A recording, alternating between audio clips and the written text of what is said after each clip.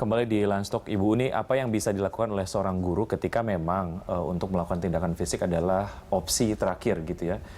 Kondisi di lapangan ada hal-hal yang kemudian dilakukan oleh siswa yang ini juga terjadi ke Pak Dasrul. Ada kata-kata kasar yang kemudian diucapkan, kemudian juga mungkin ada semacam perlawanan seperti tidak terima diingatkan. Apa yang bisa dilakukan oleh guru supaya memang hal-hal yang terjadi kepada Pak Dasrul ini kemudian tidak terjadi lagi kepada guru-guru yang lain. Artinya mungkin kalau memang sudah terjadi semacam bibit konflik, yang bisa dilakukan yang paling taktis itu apa? Sebenarnya kan itu sangat dinamik situasi di lapangan. Ini kan nggak ada bibit konflik sama sekali. Case-nya Pak Dasrul. Tidak ada bibit konflik. Orang ini, guru ini sangat sabarnya bukan main. Nggak ada bibit konflik. Kayak misalnya kejadian di Majalengka itu kan gurunya diperintahkan oleh kepala sekolahnya untuk menyukur mereka-mereka yang sudah diingatkan. Kadang-kadang kan tidak harus dengan tindakan guru itu, tapi kan memicu. Memicu kemudian merasa anak tidak nyaman, melaporkan orang tuanya. Karena itu yang paling penting sebenarnya adalah kembali dong kepada apa yang dikatakan Ki Hajar Dewantara. Itu tripusat pendidikan harus jadi satu, yaitu guru sekolah, guru dan sekolah satu ini, orang tua dan masyarakat. Orang tua ini datang ke sekolah menyerahkan anaknya untuk dididik. Nah, kami dididik, mendidik, mengajar, membina, membimbing, dengan anak sedemikian banyak, dengan berbeda beragam karakternya. Kadang-kadang kan kita memerlukan ketegasan dari guru. Sering sekali di dalam wacana bahwa guru dong nggak boleh mengatakan kata-kata fine. Guru memang juga berusaha sebagai manusia sedapat mungkin untuk tidak melakukan itu.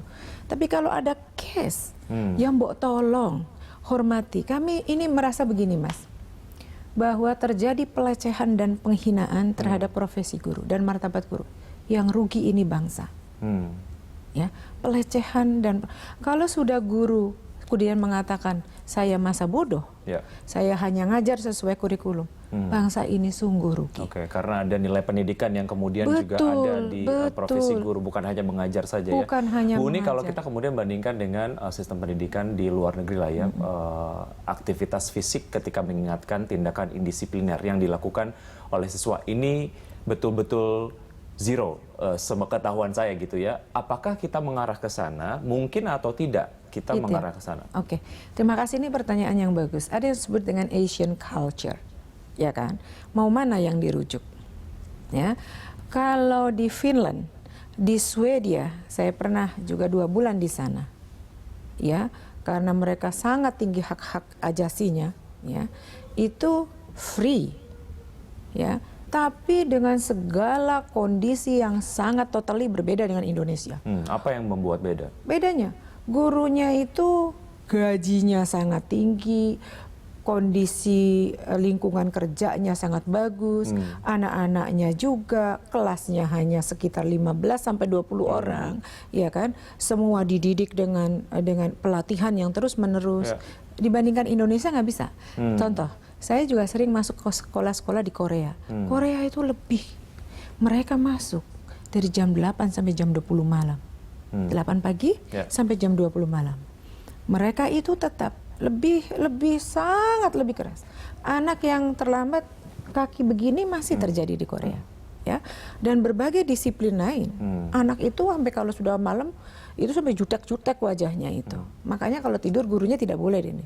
Ada tindakan-tindakan disiplin yang culture-nya mirip Indonesia. Dan itu juga bagus. Orang tuanya mengerti, ya kan? Nah, karena itu yang paling penting, pertanyaan tadi juga menarik. Kalau kami mengusulkan guru, orang tua, sekolah pada saat pertama kali masuk sekolah harus ada kesepakatan. Kan ada yang disebut peraturan sekolah. Ada yang disebut disiplin. Peraturan sekolah ini harus ditandatangani oleh guru. Kami tidak mentolerir semua tindakan kekerasan, tapi jika terjadi pelanggaran etika, kita sebut pelanggaran etika, ya didiskusikan dan dimusyawarahkan. Mengingat waktu kita sangat singkat terkait dengan usulan mengenai adanya Undang-Undang Perlindungan Guru, apa yang ingin disampaikan oleh PGRI lah ya sebagai input kemudian nanti akan dimasukkan ke undang-undang tersebut? Sebenarnya Undang-Undang Guru dan Dosen juga perjuangan PGRI selama 12 tahun, Mas. Kami tuh percaya kalau kami tidak berjuang, ya susah disuarakan meskipun nanti menjadi hak inisiatifnya Pak pemerintah. Jadi harus dari masyarakat, kami inilah. Jadi kami itu sudah sangat lama menyampaikan perlunya undang-undang profesi guru ini. Sudah sangat lama. Tetapi respon ini belum memadai lah ya, belum memadai.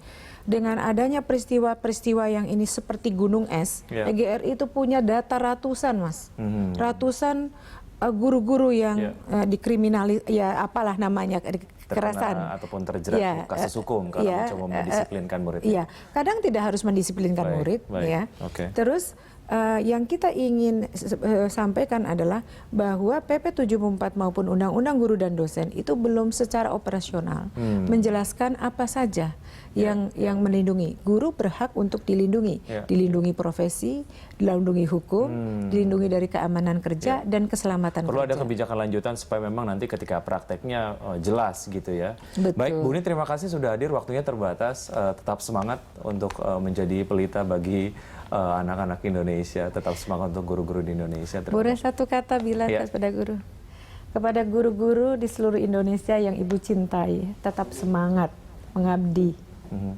Tetap semangat mengabdi, mendidik dengan penuh kasih sayang, karena Bapak Ibu guru sangat penting bagi bangsa Indonesia, bagi kemanusiaan, bagi kemajuan bangsa kita. Terima kasih. Baik, terima kasih Ibu, tetap semangat. Ya, pemirsa, demikianlah dialog Landstalk hari ini. Anda bisa berikan informasi dan saran kepada kami lewat email di news@berita1.tv atau Anda bisa follow kami via Twitter, Facebook, dan YouTube. Nantikan Landstalk setiap hari. Dan saya Wiki Adrian, terima kasih, sampai jumpa.